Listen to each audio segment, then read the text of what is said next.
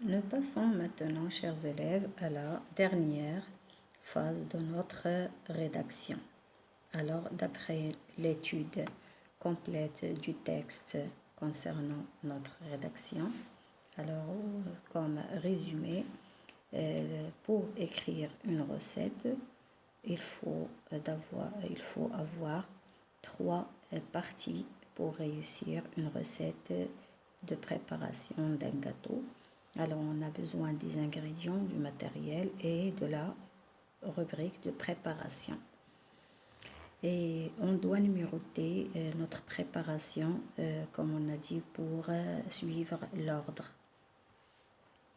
Suivre l'ordre de la préparation et suivre les ordres pour bien réussir ta recette de gâteau. Maintenant, nous passons à ce qui est demandé à toi de faire dans la prochaine phase. Alors, devant toi un gâteau au jus d'orange pour 6 personnes. Je suis invitée, hein, n'est-ce pas? Alors, tu as les ingrédients ici. Ce qui est demandé, c'est pas de voir seulement les ingrédients, mais non, tu dois les mettre en ordre.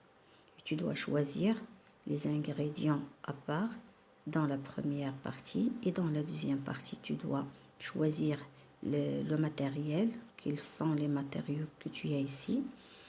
Et après, dans la troisième partie, c'est-à-dire la préparation, tu as la préparation numéro 1, deuxième préparation, troisième préparation, 4 jusqu'à 5. Alors, tu as 5 étapes à suivre dans cette préparation.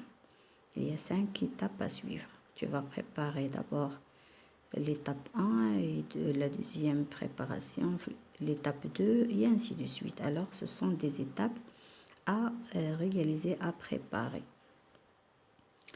Et tu dois écrire des verbes et donner des verbes convenables à chaque étape.